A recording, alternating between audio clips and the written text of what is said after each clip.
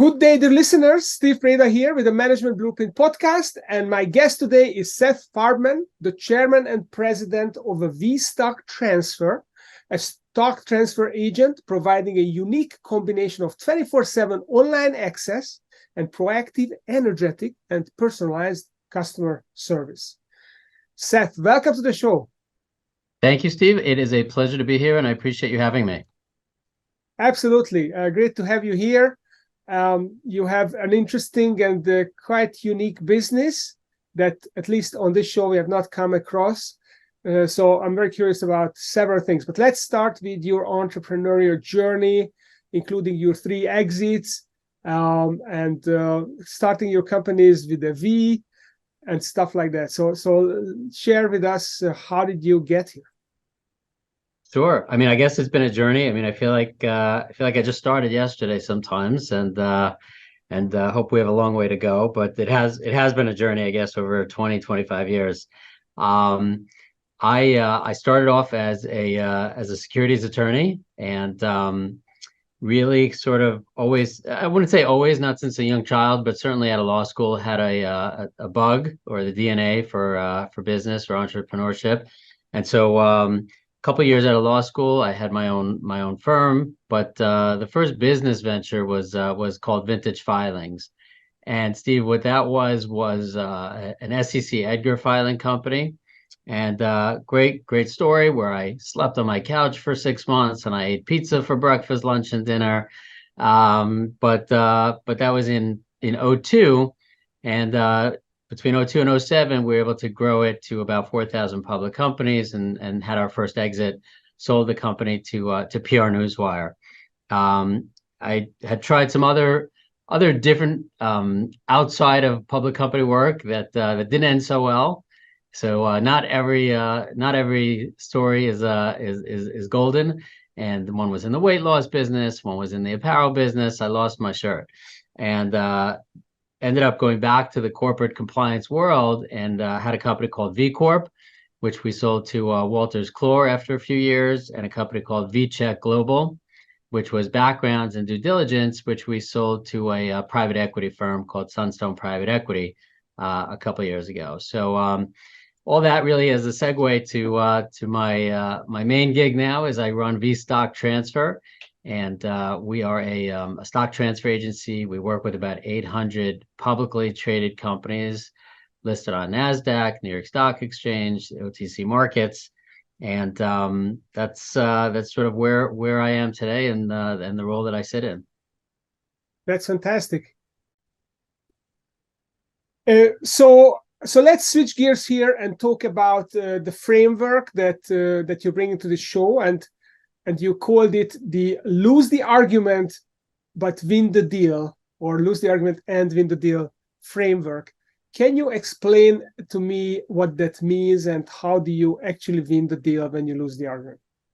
Yeah, I mean, I think we started speaking about that, where you reach a certain point, whether it's in business or in sales, and I can't say that it's the philosophy of everyone, but at some point I just decided that I don't want to be that type of business person who is twisting arms, who's being uber aggressive, and who is just forcing my solution down the throat of somebody, whether they need it or not. And so I'm not looking to argue with someone. So my philosophy is, I'm going to present the value that I bring to the table, the services that we offer, how I think that I could help you for what you're trying to accomplish. And if you recognize that and we can continue the conversation, that would be great. But I don't want to spend the time and the effort trying to convince you of something that you may not ever recognize that you need or want. So that's sort of the philosophy behind it. Yeah, that's great. And you also had kind of a process. So we talked about this idea that you need to understand the need of the other person, and to consider the fit of your product that you have, and how you craft some relevant stories to be the desire in the listener. Can you elaborate on that a little bit? Sure. I learned that lesson by chance, probably about 16, 17 years ago now. I ended up at an Inc. 500 conference Our company was named as one of the Inc. 5000, so they had several of the companies that joined. And I heard a presentation from Tony Hsieh. So for those of you that don't know, he was the CEO of Zappos, and he was obsessed with customer service. But the thing that I took away from that presentation was he had this line about the definition of happiness. And happiness means different things to different people. So from my perspective, if I'm speaking to a client or a prospect, I want to listen. What is their definition of happiness? So if I'm speaking to the CEO of a publicly traded company, his definition of happiness may be, how are you going to help me grow the business? But the general counsel, his definition of happiness is, are you going to help keep me safe and compliant and under the guise of a regulation? And yet again, when I speak to the CFO, he may not care about the compliance so much. He'll be like, okay, my definition of happiness is, are you saving me money? So you have to listen to what is it that's going to make each person happy.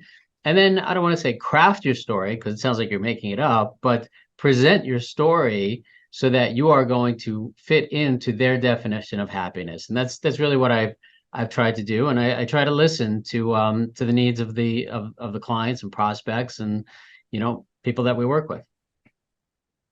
Yeah, I mean, that makes perfect sense. And you see so many people who have a product and they believe in their product and they focus on how great it is, and they just want to transmit this enchantment that they have about this product. But if that is not something that the customer needs, or they think of their problem from a different angle that you're not describing, then it's going to find a deaf ear. So it's much better to. And just to elaborate on that, it's a good point, Steve. Meaning, I'm not saying to just get in, get out, and not try to advocate for yourself or explain the value. So for example, one of the other things that I am very focused on is LinkedIn, because I think it's an amazing tool, both for businesses and public companies. So if I'm speaking to a CEO and his original thought process is, oh, I have no need for that, you could just walk away, or you can present the situation and explain why, for a public company to be on LinkedIn and present their ticker symbol and their mission statement. As long as you're presenting the value, explain why they need a transfer agent, why they need this widget, why they need this gadget, explain that in a way that they're going to appreciate it. I think that will create a bond for a relationship, and that's that's how businesses get done. Yeah, I mean, you need to build the trust, and then people will be more inclined to do business with you, right? I also read this quote some time ago that actually I heard Dan Kennedy, who's a small business guru. He's still around. He's getting a little bit less active now, but he used to say that if I am 100% convinced that you will benefit from my product, there's a 100% chance that I can sell it to you, because I just transmit this conviction to you. And to the degree that I am not 100% convinced, there's going to be a commensurately lower chance of me being able to sell you on this. So people actually feel your conviction, your belief in what you have, and it's going to be very attractive to them because it's authentic. All right, so yeah, so let's talk about your business, V-Stock Transfer. So what the heck is a stock transfer agency? I've never heard of one, and why do we need one? Do we not, can we not just electronically get the shares in our account?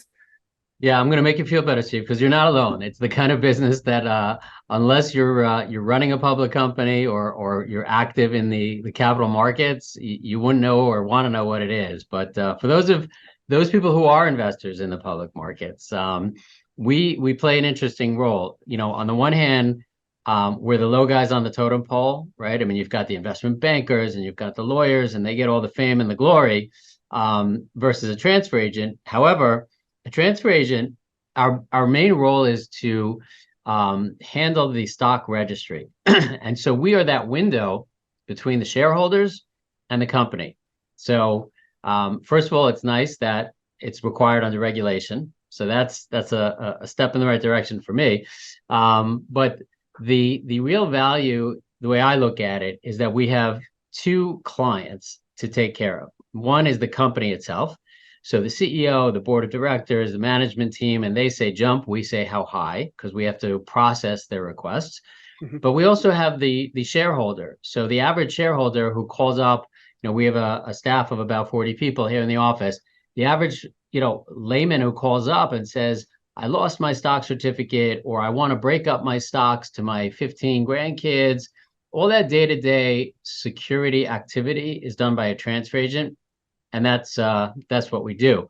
I will point out, and you raised a very insightful distinction between electronic certificates and physical certificates. So surprisingly, in today's modern technology age, we still issue a tremendous number of physical certificates. I think we're the largest user of FedEx in our neighborhood or zip code area, because although most people are comfortable with technology, you still come across those companies, private or before the IPO, where they feel if my investors are giving me money, I want to give them a physical certificate that they can touch, feel, hold, stick in the drawer, and make sure that they're comfortable with their investment. So we still do a lot of both. This is crazy. Exactly 25 years ago, I was involved. I was working for a major commercial bank in Central Europe, and my job was to originate bond issues by corporations and banks. And at that time, I already couldn't understand why people would want a paper certificate. It was a major headache to have to print this stuff and to find a printer that would be, fit the bill, and then go to the regulators to approve it. It was a major headache. No one understood it at the time. That was 25 years ago, exactly, 1998. And this is still the case. That's mind-boggling to me. Still the case. Absolutely. Still the case. So let's talk about a different topic. It's seemingly unrelated, but I'd like to raise it because you have been really active on LinkedIn, and you're kind of a LinkedIn guru on LinkedIn. And I was wondering if you could share with us a little bit about LinkedIn and how it evolves, and how you mentioned that it is making conferences redundant to some extent. Is this the case, and why that is the case, and how is, what is the role LinkedIn play in business? It's a good question, and I think that to take a step back from a marketing standpoint, I believe that if every company would look at themselves as a media business first, and then as what they do secondary, it would help them tell their story better. So, if you're a media company first and you're a law firm second, or a media company first and an accounting firm second, a media company and then a chair manufacturer second, the first part has to be a media company, because it's all about the storytelling and getting people to understand what it is that you're offering, why they want to do business with you. And I feel like in today's environment, we're in a very visual world. And so through some of the platforms, and I can't speak about, Facebook or Instagram, I'm not so active there, but on LinkedIn, with 30,000 followers and 25,000 connections, I feel that if it's leveraged properly, and I've helped a lot of people figure that out, it really gives you a chance to, first of all, connect to the right audience, as well as to organically get your story and your messaging to that audience. And I think that a lot of people don't spend enough time giving it the credit that it needs, because especially with the ability to target the audience.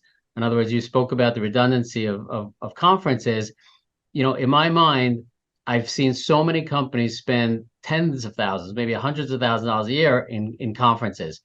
And that's to go to a conference, fly out there, set up a booth, take out the business card, and maybe you'll meet 10, 20, 30 people over the course of a day or two, and then you follow up. With LinkedIn, I say that you can give a TED Talks or attend a conference 5 days a week, and you can meet 30 people a day with very specific targets and titles and geographic locations. So I think if it's leveraged properly, it's a great opportunity to grow any business in any industry. Mm-hmm. Okay, so I hear you. So how can we leverage? How can I leverage LinkedIn, for example, for my coaching and publishing business? What could I be doing to make my LinkedIn page work for me better? Just some off-the-cuff suggestions that apply to most people, myself included. We live in a very visual world, as I mentioned. If you and I met today for the first time and we were going out to lunch and I didn't know much about you, probably the first thing I would do is after lunch is I would Google your name, and what comes up is your LinkedIn profile.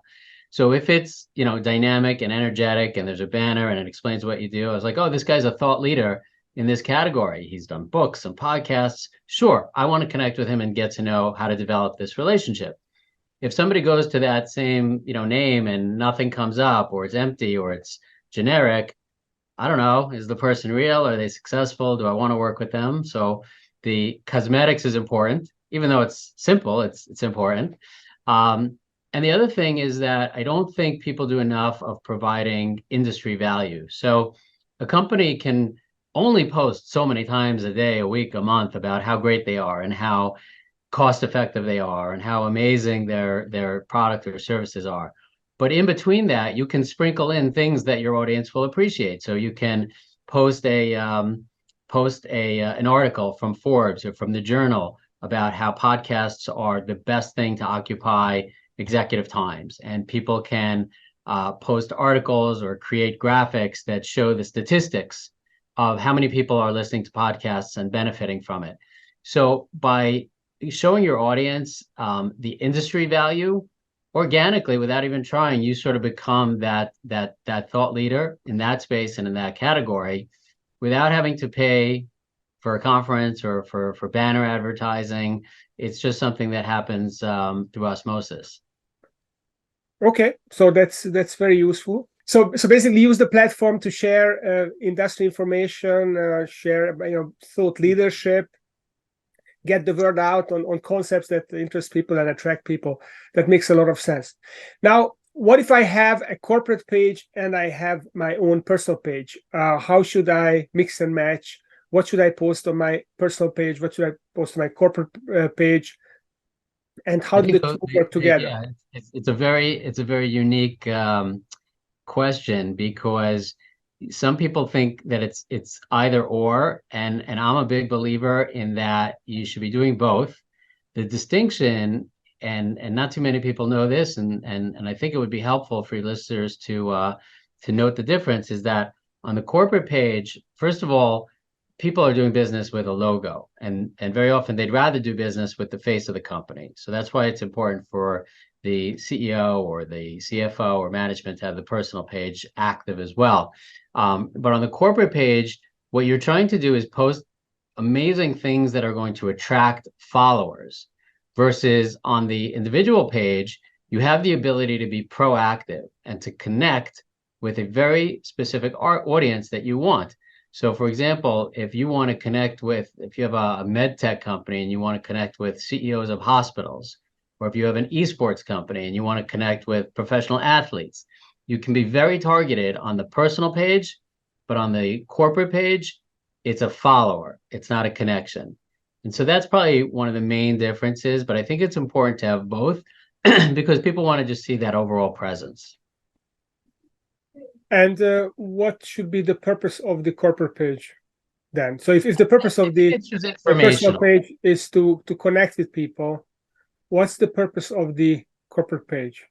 Well, I think both of them overall is to provide a space of content and information. So for example, I'll give the distinction might be on the corporate page, you might post something about a conference that you're attending, or a product launch, or a meeting that you just had, versus on the personal page, it could be a quote from the CEO. It could be the CEO attended a meeting with a picture of that of that person, or of him presenting a speech at a conference. So it's got a slight distinction, but one of them is a little bit more personalized to show that this CEO is active, he knows his stuff, and he's out there and he's offering value, maybe some personal thoughts, get to know him. And the corporate is just very sort of traditional type of information. Mm-hmm. So the way I'm hearing this is that the corporate page is all about the industry, about the what's happening in the industry. It's what's happening in thought leadership around the industry. It's concepts, it's ideas. And the personal page is much more the personal experience of the CEO, if that's a CEO or the executive, and how they connect with the industry and what happens to them, because people like to perhaps follow individuals and they want to know how they live and what they do.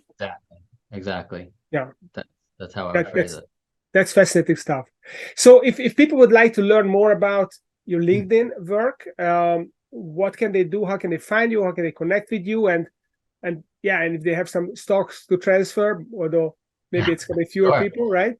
Yeah, then they're going to find you as well there. But no, that would be great. So on the stock transfer side, it's vstocktransfer.com.